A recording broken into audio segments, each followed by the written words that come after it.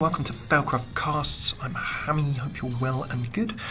We are jumping into the third of our little series on learning to play Magic the Gathering. As a bit of history, I've played a few card games. I was alright at Pokemon, did competitive that back in the day. It was reasonable, I would say. I've been enjoying Hearthstone a whole bunch as a digital card game, but I've played bits of Magic, but I've never fully got into it. So this series, we're playing and learning. We're starting with Magic Duels of the Planeswalkers. You can pick it up on tablet, PC, all kinds of things, console too as well. So it's a good intro point if you're new to card games, or if you've played card games but you're new to Magic. It feels like a really good intro point just to start learning how the game mechanics work. And similar, Magic a little bit different to other card games, or other card games you have played may well, because Magic is continuously changing, but it's got a history. A lot of card games you may have played, if you're a card game player, would have certainly drawn something from Magic at some point or another. So we're going to jump in our third of our series. We're going to be learning about, we're playing through the tutorial mode of Duels of Planeswalkers, just getting ourselves used to the mechanics. You can see this is an introduction to auras and enchantments. So we will jump into the game, and you can see that beautiful early explanation. The good thing about Duels is that this game lets you sort of learn with pre-constructed decks and introduces you to a mechanic at a time. You almost don't need me. In fact, you probably don't need me at all. You can go and play the game. But for a bit of over-the-top explanation, that is why I am here. This tutorial, and Duels is really good in the tutorial mode at explaining cards and effects as you go along. So let us jump into our third quest without further ado.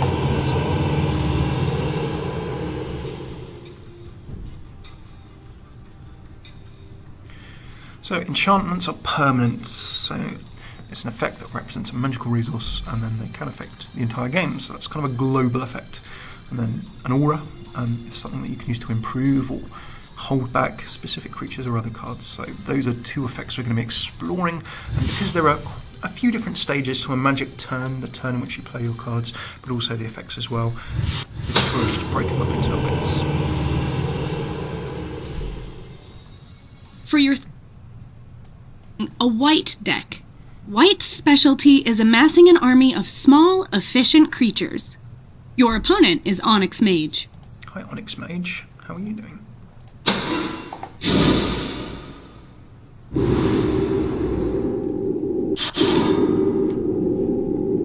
You've drawn an enchantment.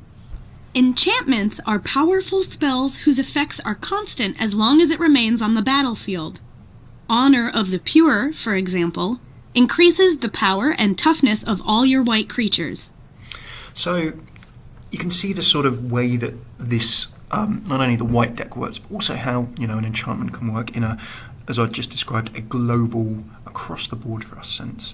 So if I start stacking up enchantments on the table, my opponent will probably want to try and remove them with something, for example, depending on how strong and how efficient they are.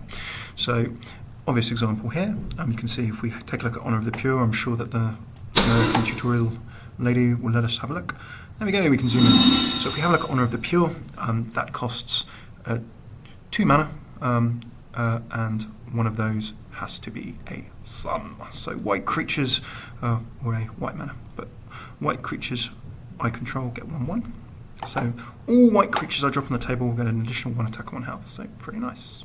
2 mana tap there, of course. There it goes.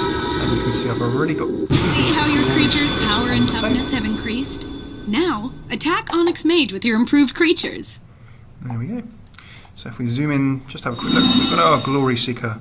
This is just a, 2-drop, but it's been buffed up to 3/3, which is nice. So we are much stronger. Okay. So just zoom out there, and we can go in and commit to an attack, and of course then do remember that in previous turns we've gone through the different phases, so we can attack here. My opponent can choose to block if they so desire. However, there's nothing on the table, so they certainly can. You're good to go. Now you're going to have to forgive me here, I just need to quickly go into the settings. There's something funny going on with my window. Hopefully it looks good on the stream.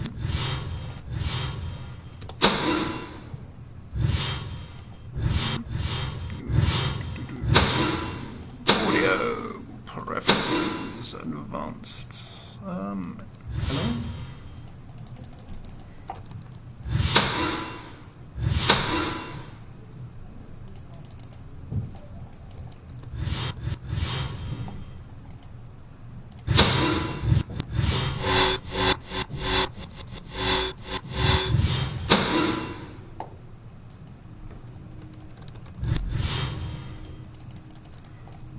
how awkward. I do apologise for this. That nice left arrow you see on the side of the screen, I can't actually reach for some reason, which is a little bit frustrating. Sorry, we'll crack on with this. Okay. The reason is that I can't actually get over at this point in time to the attack button on the side of the table. Draw.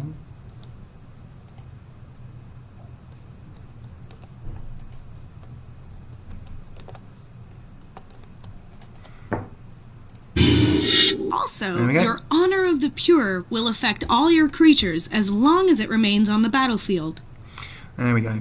So, managed to get our attack going. We've committed to the attack combat phase. Glory Seeker! 3 damage. Glory Seeker, another 3 damage. Half of the health. And finally, no interrupts. Obviously no creatures, so they can't block. Down comes a creature from our opponent that looks like a nasty 4/6. Could have just come into play. It can't attack, of course. There we go, and I have a land. So firstly, let's have a quick look at what that creature is doing. Ooh, nasty. So it's a 4/6. You can block with that, certainly. And that's going to be because it will do more damage than the health of my minions at this point in time. It's going to cause a few problems. You can block one, but not the other. Let's get that land down. What else we can do there? Oh no. It appears that Onyx Mage has put a stop to your advancing army. If you attack now, the results might not be good.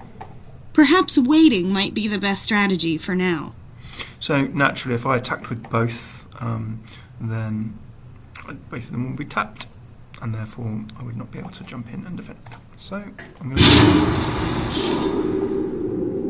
You would of course have not been attacked if you so desired, playing a real game. Opponents come in, I can choose to block. Now you have a chance to take care of this Minotaur problem. Creatures have the ability to block in groups to destroy the Minotaur Abomination. But in the process, one of your Glory Seekers will also die.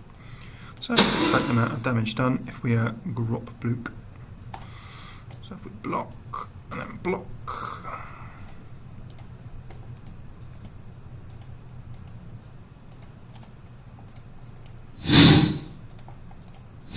There we go. Group blocking. Engaged.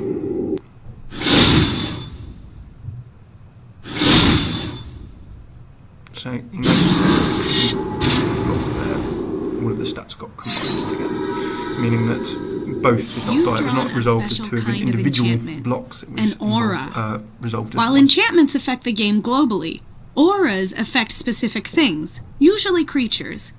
This one looks especially useful right now. This aura allows you to target any creature on the battlefield. So you can see whereas enchantments, or enchantment we've got on the table is a global, that aura is of course a specific. So if we then jump in and look, enchanted creature can't attack or block. So this is going to let us take this nightmare out of play. So you can say it's flying, we couldn't block it unless we had another flying or something that could get around that effect. The nightmare's power and toughness are each equal to the number of swamps you control. So notice that for the cost of that, and if we zoom out, you can see because there's a whole bunch of swamp cards that our opponent has, that's 8/8, so very nasty. Fortunately for this example that we had pacifism, and we can pacifism the nightmare. Now that the nightmare has been pacified, it's time to renew your attack. There we go, so we are not going to be getting an 8/8 in our face. It's a good time to engage on the attack.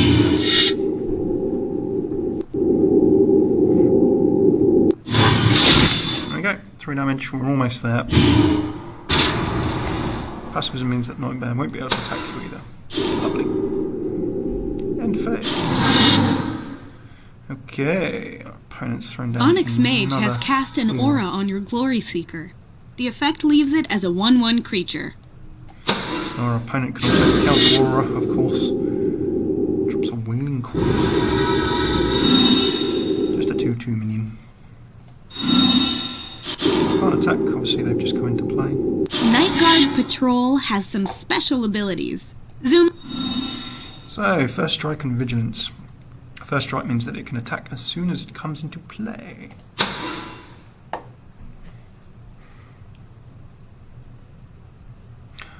So basically, no, I wasn't quite correct with that. So first strike basically means that it will always get the first attack, meaning that it can kill a creature before it will get any damage back. So normally in Magic, when a combat between two creatures is resolved, the damage is sort of done at the same time. This means that it can do the damage first, meaning that it will come out on top before it gets any damage back. So if it can kill something in one go, then it's not going to get any damage back. Vigilance, Night Guard Patrol doesn't tap when it attacks, meaning that it can also block during your opponent's turn. So that means that it can not only attack but then block. So pretty handy. I think we shall be playing that card. Let's see exactly how handy those two different effects are. There we go. So firstly, I can be attacking, which is also good. I'm going to attack as well. So I'm good to go. Let's get in one more damage.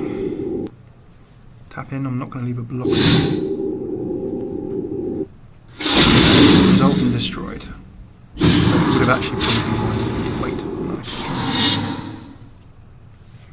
So of course, enchantment there has given me 3/2 which is great. Playing your lands. No, it's just asking me to attack. So we can see that if he decides to block again, then because of my first strike, I do the damage first. It passes away, and because it doesn't get the chance to do damage back to me because I have first strike, I live to fight another day, which is great.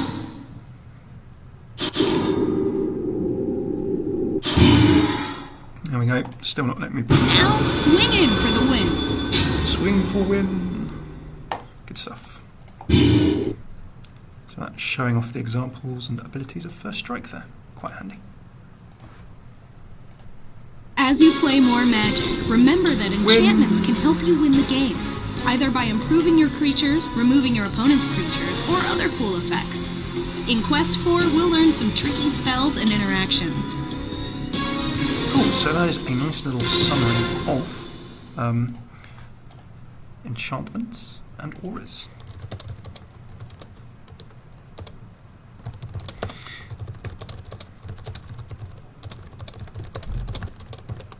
So do not go away if you're live. We're going to jump in and do a little bit more. That is a quick summary of those. And we're going to be going and taking a look at episode 4 now. If you're on YouTube, do come and join us at twitch.tv/Velcraftcast. We will do live streams of this and more, or you can take a look at other episodes on youtube.com/Velcraftcast in this ongoing series. So if you're live, don't go away.